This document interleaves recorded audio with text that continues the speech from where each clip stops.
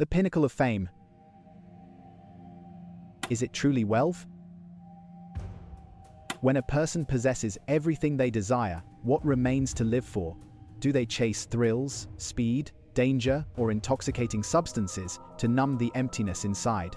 These are the stories of women once admired on the silver screen, who reached the very summit of life's success, only to descend into darkness. For some, it was boredom. For others, primal impulses, or perhaps a single tragic misstep. Fame gave them recognition, yet behind the stage lights lay a shadowed tale, a different truth altogether. Lights, camera, handcuffs, the untold stories of UK actresses. Welcome to UK Real Crime. When glamour fades, darkness remains.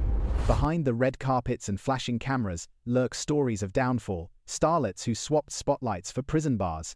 Today, we unravel the darker chapters of fame, women once adored on screen, now remembered for scandal, crime, and the shadowed choices that destroyed them.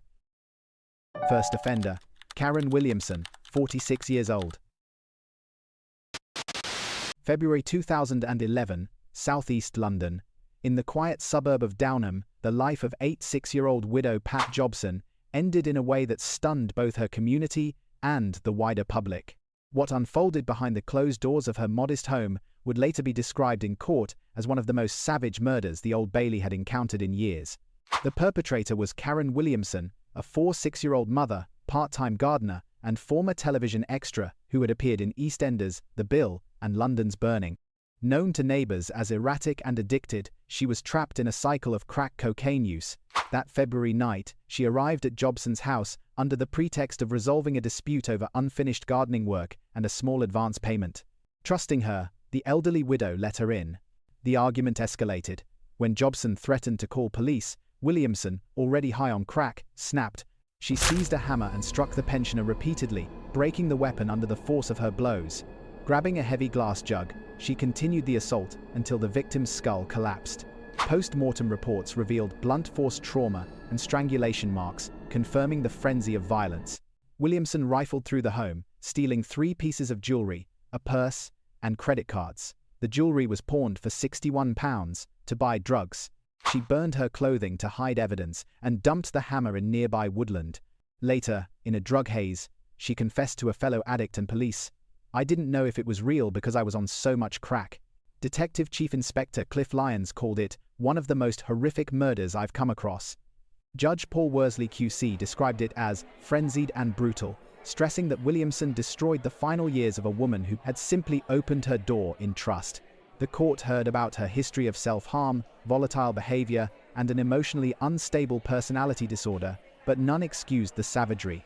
In June 2012, Williamson pleaded guilty at the Old Bailey.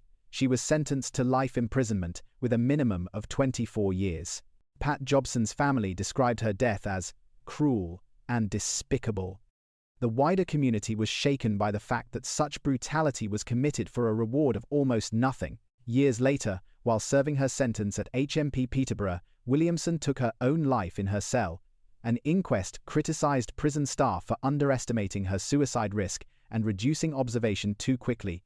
She died in 2019, leaving behind troubling questions about how addiction, untreated illness, and institutional failures can converge with devastating results. This case still resonates. Unchecked addiction can drive individuals to crimes of shocking violence, demanding earlier intervention and stronger support systems. Vulnerable elderly citizens require greater protection against isolation and exploitation. And prison services must confront mental health risks with unflinching seriousness or risk compounding tragedy further. When trust is betrayed so brutally, society must look inward. How many warning signs must be ignored before a life is lost forever? But murder was not the only crime to shock Britain. Just 2 years later, jealousy behind the wheel turned another actress into a weapon of destruction. Second offender, Sonita Claire, 28 years old. October 2013, Derby. On a quiet evening, 2 people walked hand in hand, unaware that betrayal and rage were about to erupt behind them. What began as a tangled love triangle ended with one of the most shocking examples of jealousy-fueled violence to reach Nottingham Crown Court. The woman at the centre was 8-year-old Sonita Claire, an aspiring actress and waitress raising a young child in Derby. She had once been close friends with Mary Jane Kimball, but the friendship collapsed when it was revealed that Claire had secretly continued her relationship with Kevin O'Neill, Mary Jane's partner. O'Neill was also the father of Claire's child, and their entanglement turned into a bitter obsession. In the days before the attack, Claire's fury spilled over into open threats. She confronted O'Neill violently, once striking him with an umbrella. She warned Mary Jane directly, saying she would run you over. On October 6, as the couple walked toward a police station to report her abusive messages, Claire made good on that threat. Driving her Ford Fiesta at roughly 30 miles per hour, she mounted the pavement and plowed into the couple from behind. The impact was catastrophic. Both victims were carried across the bonnet for nearly 50 yards before being thrown unconscious onto the road. Kevin O'Neill suffered a broken neck and fractured collarbone, while Mary Jane endured severe lacerations requiring 22 stitches and 2 days in a coma. Forensic officers later confirmed strands of hair, scalp fragments, and blood embedded into Claire's windscreen and bonnet. Instead of stopping, Claire sped away, leaving her former partner and ex-friend unconscious on the street. Prosecutors later argued that her car had been turned into a weapon. Judge Michael Stokes QC stated bluntly, "You had no control over whether they lived or died." The investigation pieced together her intentions quickly. Witnesses described seeing the Fiesta deliberately mount the pavement. Under questioning, Claire admitted she was unable to accept the relationship between O'Neill and Kimball, describing herself as bitter and hurt. Police and prosecutors agreed this was no accident, but a calculated act of violence born of jealousy. In January 2014, the case drew significant attention when Claire appeared before Nottingham Crown Court. Dressed in a dark suit, she admitted 2 counts of grievous bodily harm with intent. Judge Stokes quoted William Congreve's famous line, "Heaven has no rage like love to hatred turned, nor hell a fury like a woman scorned." He sentenced her to 7 years in prison, calling her actions wicked and deliberate. The victim survived, though scarred physically and emotionally. Mary Jane later told reporters that hearing the forensic details was like being told the plot of a thriller. She described betrayal at the hands of someone she had once trusted, calling the experience sickening.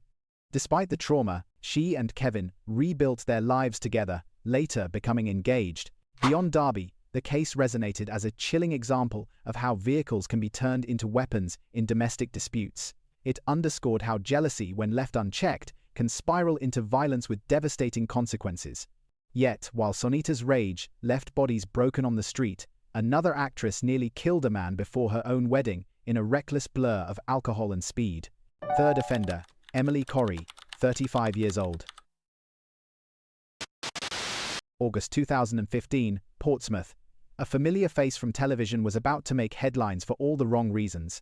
On what should have been a day of celebration before her wedding, former actress Emily Corrie instead left the public stunned with a case of drink driving that tested the limits of recklessness. Emily Corrie, aged 35, was once best known for her role as Suzanne Suze Lee in the Channel 4 drama As If, a character that became a cult favorite and even inspired McFly's debut single 5 Colors in Her Hair. She later starred in the American adaptation of the show, becoming the only cast member to cross over. Yet, disillusioned with the industry, she quit acting in 2009 and enlisted in the Royal Navy, seeking a disciplined new path. By the summer of 2015, she was living in Portsmouth, engaged, and preparing for her wedding. But on August 28, that image collapsed. Corrie set off in her black Renault, planning to drive nearly 100 miles to Hertfordshire for her hen party. Witnesses soon noticed something was terribly wrong. On the M275 and A3M, her car swerved violently between lanes at speeds of 60 to 80 miles per hour. One driver later described her as sweating, almost unconscious, her head dropping. Alarmed, motorist Eriks Preda followed her vehicle, contacting police out of fear that she might kill someone. Eventually, Corrie pulled onto the hard shoulder. Preda, trained in first aid, approached and offered assistance. Corrie told him her car had broken down, but when he urged her to surrender the keys, she refused. In a shocking turn, she restarted the car, pulled out onto the motorway, and struck him, knocking him to the ground in lane 1. He survived with injuries, but the incident revealed the lethal danger she posed, not only to him, but to every driver on the road. Police soon arrived and administered a breath test. Corrie registered 155 micrograms of alcohol in 100 milliliters of breath, almost 5 times the legal limit of 35. In custody, she appeared oblivious to the gravity of the situation, asking officers whether she would be out by 3 o'clock to still attend her hen party. At Portsmouth Crown Court in November 2015, she pleaded guilty to dangerous driving and driving with excess alcohol.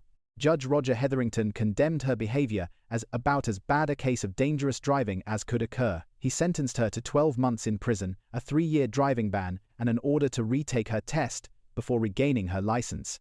Police officers were blunt in their assessment. PC Chris Powling stated, "She could have killed someone quite easily and wouldn't have even known about it." His words reflected the public's disbelief that a once-admired actress could fall so low. Corrie's defense called it a wake-up call. After her arrest, she sought help through Naval Welfare Services and began attending Alcoholics Anonymous meetings, yet her reputation was left in ruins. Once celebrated for her on-screen energy, she was now remembered as an emblem of the devastation reckless drink driving can cause. Her case remains a sobering reminder that no amount of fame or past achievement can shield someone from the consequences of recklessness. Behind the wheel, responsibility is not optional, it is survival. If drink could drive one woman to chaos, words would ruin another. Fame, alcohol, and rage collided in the back of a taxi, captured forever on tape. Fourth offender, Lauren Socha, 21 years old. October 2011, Derby City Centre. A routine taxi ride turned into one of the most publicized cases of racially aggravated assault involving a young television star at the peak of her career. Lauren Socha was just 21 years old, but already a familiar face across the UK. Known for her tough portrayal of Kelly Bailey in the hit series Misfits, she had earned a BAFTA for Best Supporting Actress only the year before. Off-screen, however, her life was less controlled. After nearly 9 hours of drinking, she hailed a taxi that would take her not simply home, but into the center of a criminal court case. Her driver that night was 52-year-old Sakandar Iqbal, a man with more than 2 decades of experience behind the wheel. To him, it was another job: collect a fare, drop them home, and move on. But shortly after dropping off her friend, tensions began to rise. He recalled how Socha, visibly intoxicated, began accusing him of taking her the wrong way. What followed was an 8-minute barrage of abuse, profane, racially charged, and deeply unsettling. The tirade was more than words. At one point, she struck him on the side of the face as he struggled to keep control of the vehicle. Her language was venomous, with repeated racial slurs and chilling threats, including, "I'll have your family lifted." Fearing for his safety but determined not to lose control, Mr. Iqbal discreetly recorded the abuse on his phone. That recording, described in court as raw and undeniable, became the central piece of evidence. Once the car stopped, he immediately contacted police, handing over the recording as proof of what had occurred inside the cab. By May 2012, the case reached Derby Crown Court. The courtroom atmosphere was tense. Socha, once celebrated as the breakout star of a cult TV series, now stood accused of conduct that Judge Hilary Watson would later call despicable. Initially denying the charges, she changed her plea to guilty on the first day of her trial. Judge Watson made clear that the racial element left no room for leniency. Society cannot accept or tolerate such racist comments, no matter who you are, she said. With those words, Socha was sentenced to 4 months in prison, suspended for 12, ordered to complete 80 hours of unpaid work, pay £450 in compensation to the victim, and £750 in court costs. For Mr. Iqbal, the ordeal left scars. He described feeling distraught and humiliated, noting he had never experienced such abuse in over 22 years of driving. He admitted the experience made him extra cautious whenever passengers entered his cab. Socha's family also felt the weight of the case. Her mother issued a public apology, insisting her daughter was so out of character and very, very sorry for the distress caused. The case dominated headlines. Channel 4 insisted her departure from Misfits had been agreed earlier, but the overlap with her sentencing left little doubt that her career had been permanently damaged. The prosecution delivered a clear message after the trial: racism and violence are completely unacceptable. No matter who you are, you will face prosecution. Lauren Socha's fall from BAFTA-winning star to convicted offender remains a stark reminder of how one night of intoxication can destroy reputations and leave lasting wounds. Words can become weapons, and once spoken, they cannot be undone. While one star's fury played out in public, another story unfolded in silence, behind closed doors, a secret so grotesque it horrified the nation was left to rot. Fifth offender, Jasmine Maddock, 35 years old. August 2010, Wallasey, Merseyside. Police officers forced entry into a modest terraced house after neighbours voiced concerns. What they found inside was a discovery so disturbing it reverberated far beyond the quiet street. The decomposed remains of a 5-year-old woman left to rot in her own bedroom. At the centre of the case was 5-year-old Jasmine Maddock, described in court as an artist, though her life had been defined more by isolation than creativity. For her entire life, she had shared the family home with her domineering mother, Hazel Maddock, a former television extra. The victim was Olive Maddock, Jasmine's grandmother. What unfolded behind those walls was a story not just of neglect, but of silence, dependency, and fear. Olive is believed to have died of natural causes, months before the discovery. But instead of alerting authorities, Hazel and Jasmine entered into what prosecutors would later call a conspiracy of silence. This deception allowed Hazel to continue fraudulently claiming Olive's state pension, just under £200 a week. For Hazel, it was greed. For Jasmine, her defense argued, it was survival. She had been conditioned by years of abuse to obey her mother unquestioningly. When police arrived, the conditions inside shocked even seasoned officers. One constable recalled the appalling smell, the infestation of mice, and swarms of flies. Hazel initially tried to deceive them, claiming Olive was alive and being fed through a door. But the truth could not be hidden. Officers used a crowbar to force open a bedroom, where they discovered Olive's skeletal remains wedged between a wardrobe and the door, surrounded by rubbish and clutter. The state of the body horrified investigators. Judge Gerald Clifton later described the act of leaving her unburied as a gross effrontery to natural decent behavior and particularly despicable. Jasmine admitted she had known of her grandmother's death, but said her mother had ordered her not to report it. She told a doctor that Olive had fallen weeks before and died shortly after, yet Hazel insisted the death be concealed until more pension payments were secured. At Liverpool Crown Court in July 2011, Jasmine pleaded guilty to leaving her grandmother's corpse unburied. Psychological reports painted a portrait of a woman trapped by her own dependence. She was diagnosed with dependent personality disorder and panic disorder, compounded by years of emotional and physical abuse from her mother. Even her phobia of mice underscored the misery of her daily life. Forced to endure infestations she could not escape.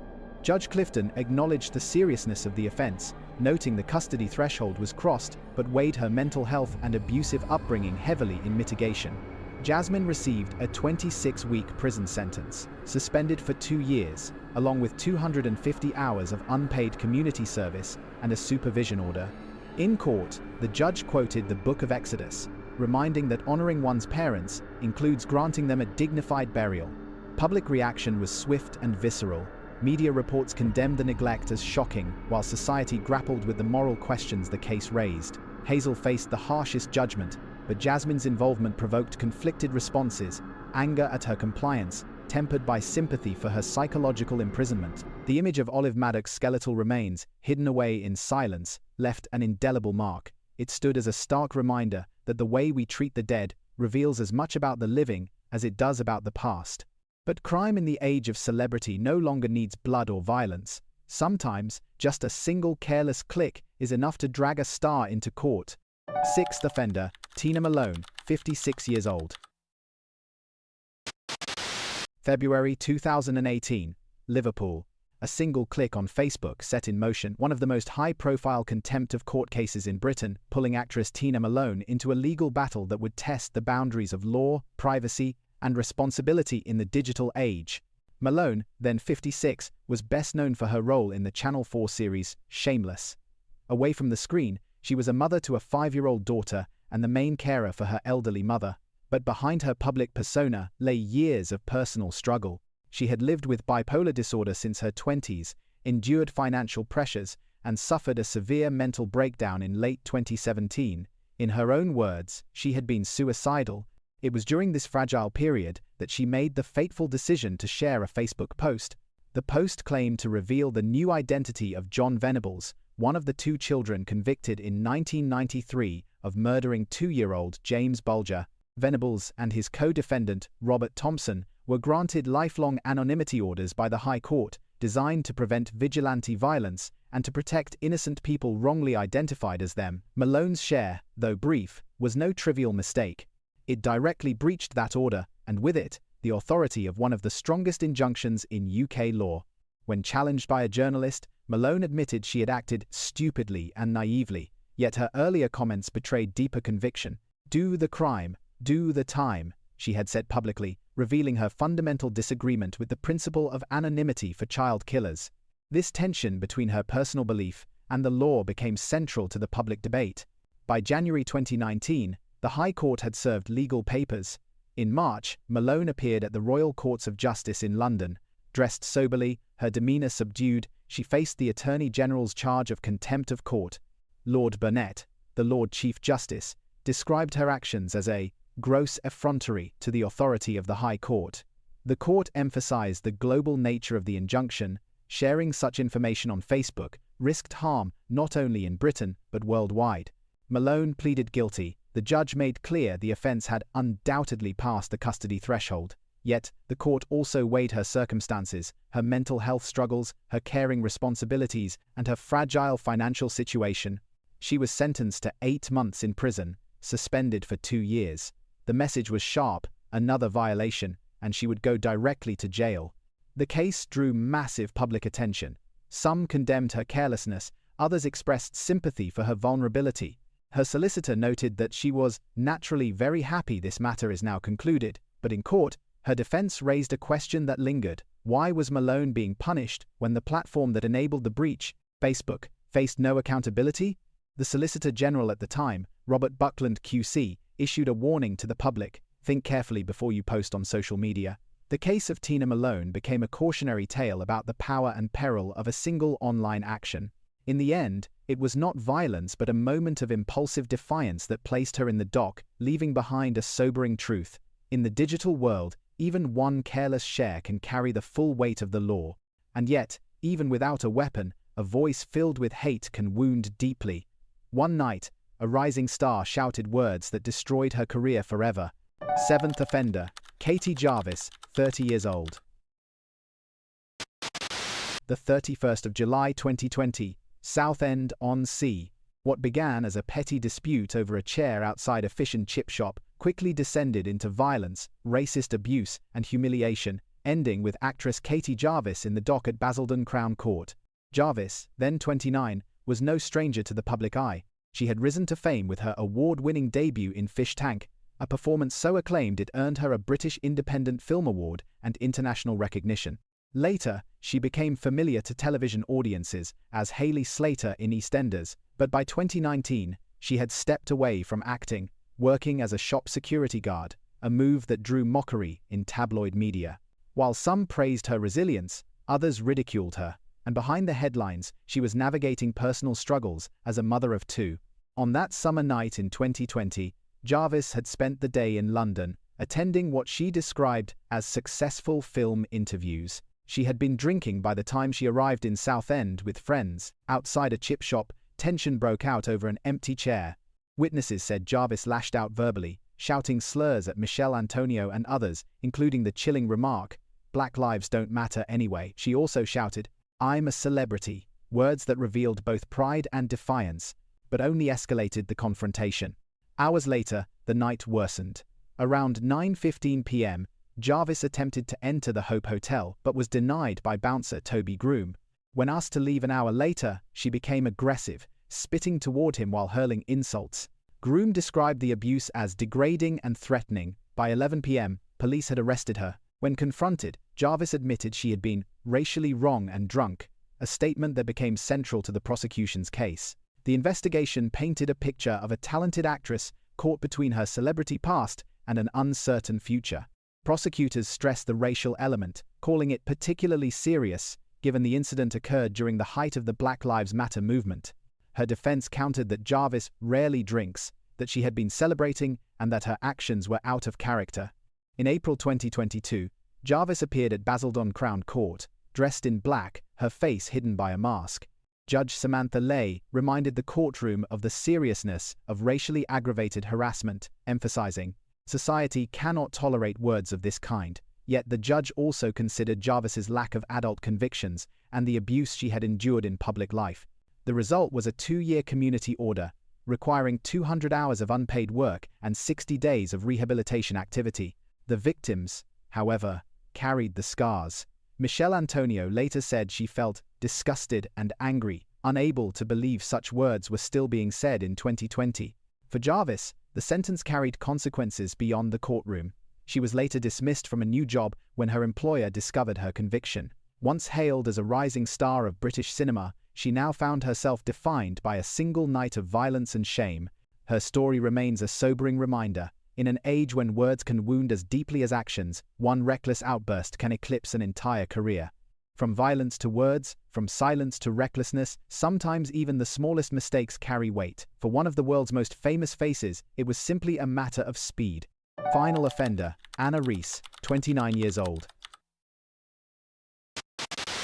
Bangkok, June 2015.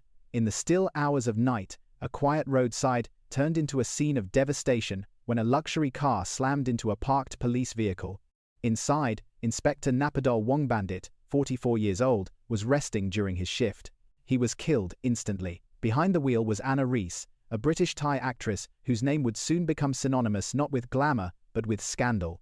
At 29 years old, Reese had built a modest acting career, with roles in The Tsunami Warrior and Brown Sugar 2, and even links to international projects. Yet, behind the glossy image lay turbulence, strained family responsibilities, emotional fragility, and a reliance on alcohol that would unravel her life. Around 3 a.m., her Mercedes E200 plowed into the police car with such force that it was shoved into a tree. Inspector Wongbandit's skull was fractured. His life ended without warning. Witnesses described Reese as hysterical, refusing arrest and declaring she was not ready to be questioned. She left the scene for hours, claiming she needed treatment for an arm injury, before eventually surrendering. Crucially, police never tested her for alcohol that night, an omission that sparked public outrage. Her explanation was that a motorbike had cut her off, forcing the crash. But prosecutors pointed to her fleeing and refusal to cooperate. Months later, she pleaded guilty to reckless driving, causing death and leaving the scene. The verdict: 1 year in prison, suspended for 2, alongside a fine of 10,000 baht and community service. She compensated the victim's widow, Chantana Wongbandit, who accepted the settlement and declined to appeal. A staged photo of Reese hugging her widow circulated, criticized as disturbingly performative. If the public expected remorse, what came next destroyed it. In May 2017, Reese was arrested again, this time for drunk driving after a nightclub dispute. Witnesses recalled her barefoot, screaming incoherently, hurling objects, and attempting to flee in her BMW before crashing into a parked Mitsubishi. A bystander described her as completely out of control. This time, she confessed to drink driving. The Bangkok North Municipal Court imposed another suspended sentence, 2 months in jail, suspended for 3 years, with probation, fines, and a 2-year driving ban. Public fury deepened. Many saw the leniency as proof of a 2-tier justice system, where wealth and celebrity insulated offenders. Social media exploded when Reese bizarrely claimed that the dead officer's ghost had forgiven her. To many, it symbolized how far removed she was from reality. In court, judges acknowledged her emotional instability and dependence on alcohol. Her lawyers argued she was burdened by family obligations and psychological fragility. Yet the image of Reese in court, head bowed, avoiding cameras, spoke louder than any defense. Her case became a national talking point, a story not just about a crash, but about justice itself. Could fame soften consequences? Did the system favor the privileged? These questions lingered long after the sentencing. One thing was certain: Anna Reese's downfall was not just personal. It became a mirror reflecting a nation's unease with inequality before the law. And it left a haunting truth: one reckless moment can eclipse a career, and forgiveness from society is far harder to win than from the courts. Behind every verdict lies a story of fame turned to infamy. These actresses once walked red carpets and filled our screens, yet their names now echo in courtrooms and headlines for all the wrong reasons. From jealousy and addiction to reckless choices behind the wheel, their falls from grace remind us that no spotlight can hide the darkness within. But these are only a fraction of the stories buried in Britain's criminal past. What secrets still lie waiting, untold, unseen, and unmasked? If you don't want to miss the next chapter in the darkest corners of UK true crime, make sure you subscribe to UK Real Crime and tap the bell icon. That way, you'll be the first to uncover the shocking cases we reveal next. This is UK Real Crime, and the truth is always closer than you think.